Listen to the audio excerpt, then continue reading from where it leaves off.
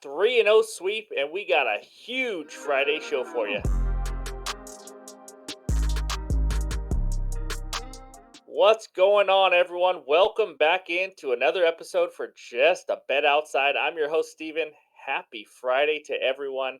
And boy, is it a good day. 3-0 sweep yesterday. Whoo-wee, gotta love it. That doesn't happen all the time, so you gotta enjoy it when it comes. So we'll go over that here in a second. We have a huge Friday show. We have a ton of research help for you, and we got best bets. I'll get into all that, but it's a huge show. All I ask, with all the work we've done, with all the research, the betting, the everything, all we ask is you hit that like button. Smash that like button. I want 300 likes on this video. Can we do that? Because I think you guys can do it. Leave a comment below. Let me know your best bets, best parlays for Friday. I'm looking forward to it. We got a huge slate of games in this video, guys. Who's on fire is back. That's right. Who's on fire? We got good hitter matchups.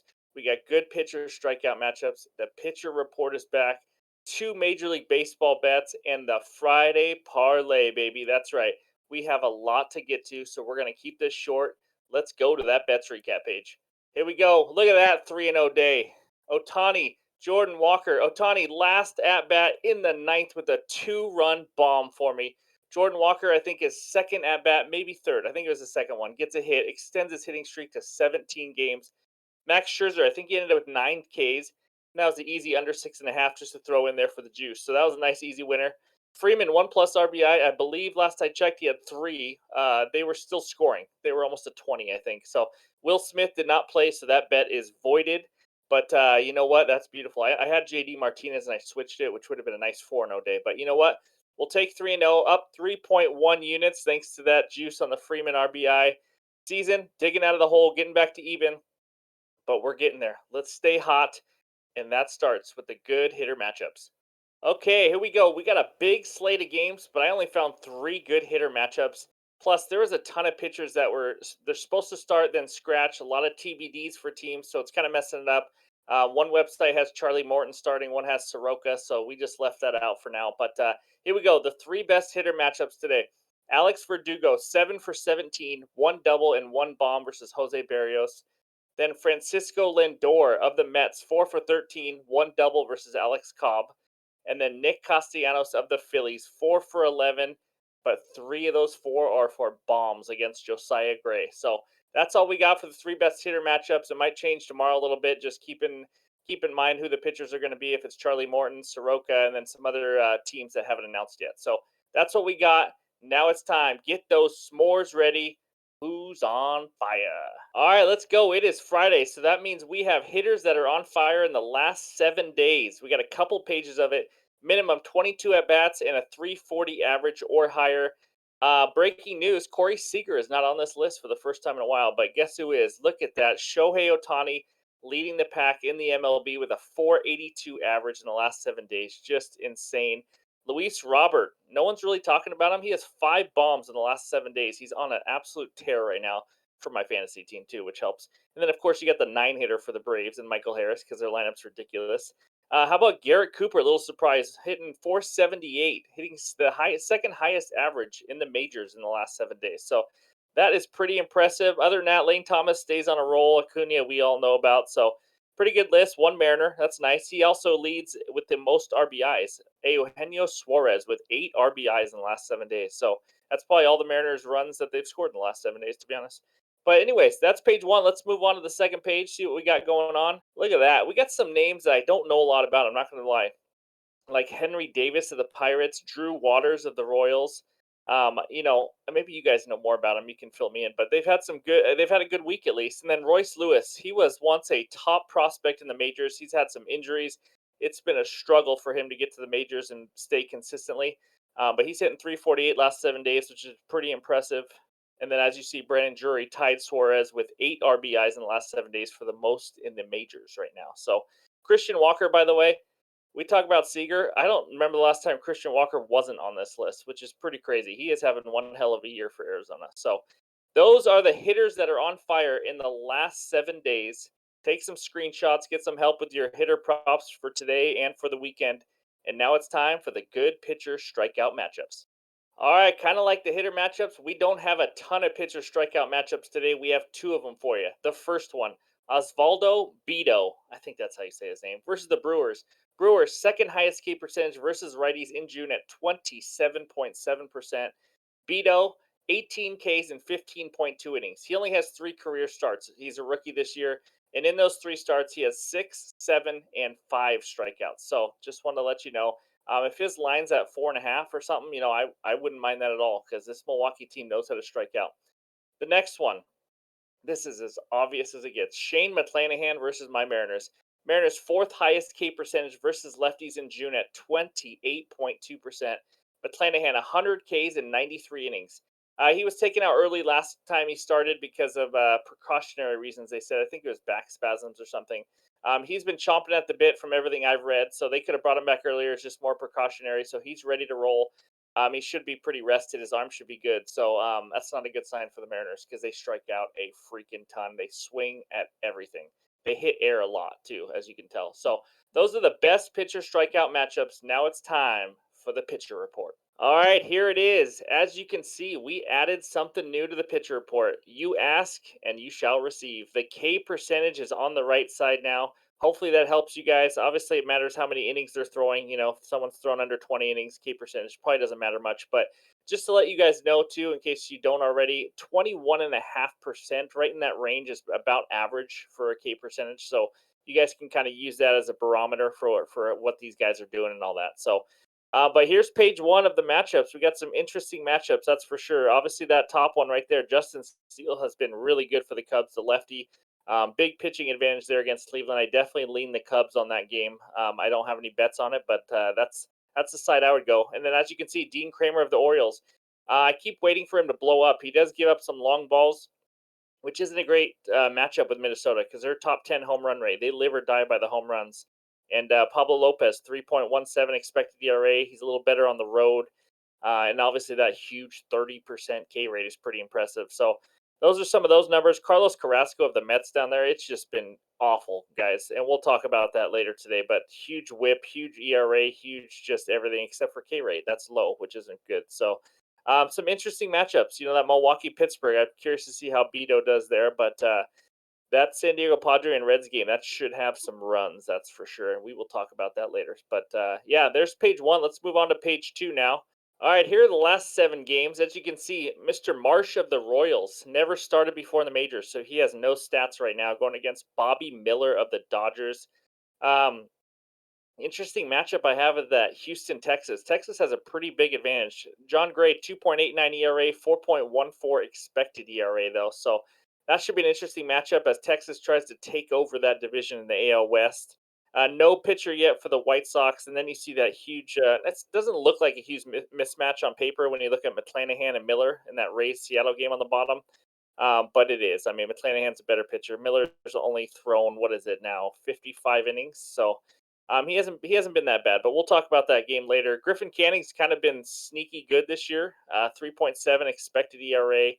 But if you look at the whip of some of these guys, Matthew Liberatore of the St. Louis Cardinals, 1.65 going against Severino with a 1.5. Yeah, we're talking about that game later. Don't you worry. And then Funky Cole Medina right there. Obviously, he's just been struggling all year. He is just a struggle bus. But obviously, we know the main Christmas tree, Austin Gomber of the Colorado Rockies. Look at him. We got some huge numbers on here, guys. Some guys that maybe shouldn't be pitching in the majors. But 7 ERA, 1.61 whip. I mean, it is just not pretty for him. But yeah, so that's page two. Let us know if you guys like that K percentage and all that. Hopefully, this really helps you guys out. I know after I put it together, even if it takes some time, once I get it all together, it kind of helps me just have everything in one spot. So take a screenshot, get some help. But that is the pitcher report for Friday, June 30th. And now it is finally time for the best bets. All right, game number one takes us to Cincinnati. We got the San Diego Fathers at the Reds. Padres money line minus 140, Reds money line plus 120 with an over under of 11 runs. I love this freaking bet. And what can go wrong when you love a bet, right? That's right, nothing. Here we go. Best bet Reds team total over 4.5 runs. I saw that on DraftKings at minus 125. It's on FanDuel at 5 runs. If it's close to even money, I like it. But I just don't understand this at all. We have an over under of 11 runs, and this elite Reds lineup right now is only 4.5. Let's dive into the matchup. Seth Lugo is on the mound. He is as average as it gets. I mean, we're talking 4 ERA, 4.5 expected ERA, and he's given up 10 hits per 9 innings, which isn't good. Average K rate, average, average, average. The Padres bullpen in the last 2 weeks, a 4 ERA, not that good, a little below average. They've been giving up some runs to bad teams. So, I mean, we're looking at just average all around for the Reds. But I don't know if any of you guys use Ballpark Pal, but it's a good way to see kind of what the chances are if there's an increase in run percentage, home run percentage based on historical data, the weather at the ballpark, the dimensions, all that kind of stuff. I just started using it a little while ago, but this is pretty cool. In Cincinnati, it has the highest increase in home run and run percentage of the day, plus 36% in home run percentage and plus 20% in runs scored. So it's going to be 90 degrees in Cincinnati in that small little hitter's ballpark. It's just a great environment for the Reds offense for both teams, really. It could go over in this game because Ashcraft sucks too. But in this one, the Reds 5+ runs in 12 of the last 15 games. Now, two of those 15 that they or two of those three they didn't were in Baltimore with weather delays and just bad weather in general. So even if you don't count those two, now we're talking 12 of 13 5+ runs. I just don't understand this line at all. I will gladly take the minus 125 odds at over 4.5. Reds are top 10 or not defense, top 10 offense versus right-handed pitching in June. In all the advanced metrics, we know they are absolutely rolling right now. So give me the Reds team total over 4.5 runs at minus 125 on DraftKings as my first best bet. Now let's go to game number two. All right, game number two takes us to the beautiful Pacific Northwest. We got the Tampa Bay Rays at my Seattle Mariners. Oh, goody. Rays money line minus 135, Mariners money line plus 115, over under of 7.5 runs. By the way, that is the Mariners Stadium in the background if you can't see it. And if you look really closely, there's like 4 banners hanging up because that's all there is. We just haven't done much. I'm not going to lie. Anyways, back to this game. I have a same game parlay, and it hurts me to do it, but I have to. Raise money line and under 9.5. That's an alternate line. Put those two together. It's plus 137 on FanDuel. This just hurts me, guys, but I got to do what I got to do. Make the best bet for myself and you guys. So the matchup: Shane McClanahan, the lefty, one of the best lefties in the league, as we all know. He's good to go. Like I mentioned, precautionary reasons. He would have pitched a few days ago if he could, but so he's ready to roll. 2.23 ERA. He is due for some negative regression at 3.65, but not a lot of people have negative regression against the Mariners. He's a big strikeout guy. We know the Mariners like to swing at air a lot. They do it. I think it's part of their contract. That's how they get paid.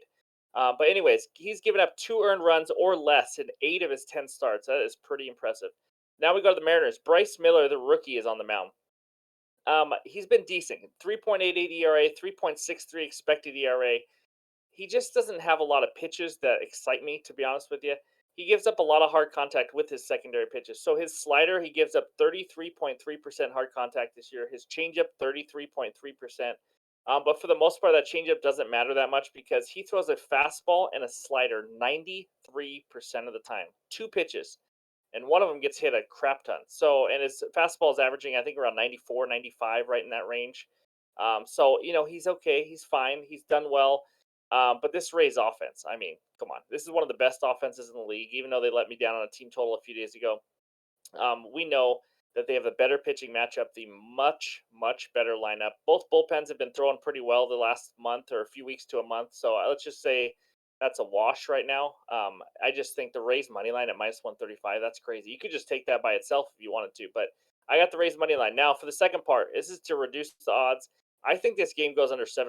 I'm going to be honest with you. I think we're looking at like a 4-1 game, maybe 5-1, something like that. We all know who I think is probably going to have more runs. But under 9.5, I just took the line up all the way to 9.5, played it safe, still getting nice plus 137. You could maybe just do 8.5 if you want to be a little more risky, but I just love it. Like I said, Bryce Miller's done okay. He's done fine. As long as he doesn't just absolutely blow up and the Rays get 9 runs themselves, we should be good in this game, and I expect McClanahan to have a pretty good game. So that's my same game parlay. I'm betting against my team, and I'm betting it under. How fun is that? Rays money line under 9.5 plus 137. And now it's time, baby, for that Friday parlay. All right, let's go. It's that time of the week for the Friday parlay. We got plus 300 on FanDuel. Giants team total over 4.5. Rangers first 5 money line and over 7.5 in the Yankees and Cardinals. That is an alt line. Let's dive into it. First one, Giants team total over 4.5.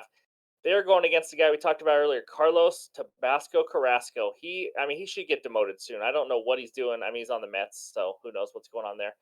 He has a 10.6% walk rate, which is not good because the Giants walked the most in the league in the month of June versus right-handed pitching at almost, I think it was like 11% themselves. So Carrasco 6.19 ERA, as you saw, 6.25 expected ERA. He just sucks. 32% hard contact. Giants offense, they are top 10 offense in most metrics in June right now versus right-handed pitching. So I think the Giants get after him. Giants have 9 guaranteed at bats. The Mets bullpen hasn't been anything special also. So I like the Giants to get 5 or more runs. That is leg number 1. Second leg, Rangers first 5 money line. I know they've let us down. Can we back them this time? I hope so. I'm going to give them another chance because you can't bet with your heart, right? That's what I'm told. Big starting pitcher advantage. We got John Gray on the mound for the Rangers, who's been really good, versus Ronel Blanco.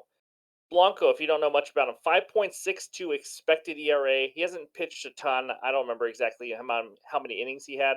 It's on the pitcher report, though. But he's only given up 36% ground balls, which is not good to this Rangers team. If they're lifting the ball, getting some home runs, it's not going to be pretty, especially in Texas. He has a 1.51 whip. So if you look at whip and you see a high whip like that, that means there's a lot of base runners. There's a lot of walks and there's a lot of hits. So it's not a good combo for this Texas team. Texas is the better offense. I know they've had their lulls off and on, but they started putting it to the Tigers, and I just trust them a lot more. This Astros offense without Yordan Alvarez, I really don't like it. So I think the Rangers have the advantage in the lineup and in the starting pitcher massively. And the bullpen, I don't trust the Rangers, so I'm going to go first 5 money line. If you want to take a chance and go first 5 minus a half a run, you could for the Rangers, but I'm going to go Rangers first 5 money line as the second leg. The final leg, this is an alt line. This line is actually at 9.5, believe it or not. Yankees Cardinals. I know when you think about it, these are not two teams that you want to back to over probably. But I mean, guys, this is a great matchup. We got Matthew Liberatore. I don't know how to say it. Whatever. 5.60 ERA, 6.06 expected ERA. He's just not good. He just flat out isn't. Luis Severino. He hasn't been good all year. He had a good start last time. I will give him that. But I'm going to go based on more than just one start. 33% hard contact given, under 20% strikeout rate, which is below average, especially for him. That's just not very good. And then we're looking at 90-degree weather. I mean, St. Louis is not exactly a hitter's ballpark, but it will become more of a hitter's ballpark this game. I took the 9.5, went all the way down to 7.5, and I'm taking the over. I think these teams can definitely score that. I know the Cardinals just put up a goose egg last game and just lost 14-0. But the Cardinals pitching and everything, I just think I love this game to go over 7.5. I think it goes over 9.5. To be honest with you, but anyways, that's my third leg. So Giants team total over 4.5. Rangers first 5 money line over 7.5. Yankees Cardinals, put that together plus 300 on FanDuel. Let's get a winner. And now it's time, guys. We made it. Let's go to that bets recap. There we go. Reds team total over 4.5 at minus 125 on DraftKings. And then we got the same game parlay, Rays money line and under 9.5 in that game at plus 137.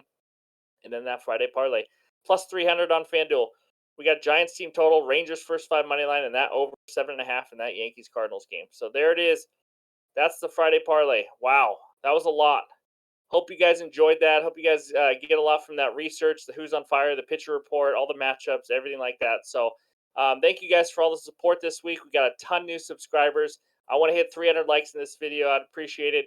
As you guys know, we don't do the long videos for Saturday and Sunday. Got to have family time. These take all day and night for us. So, but I will probably have a short tomorrow. It has been pointed out to me that my shorts in the weekends haven't been that great lately. So let's turn it around. But thank you guys again. I really appreciate it. This has been a ton of fun. Hope you guys have a great Friday, great weekend, and we'll talk to you soon.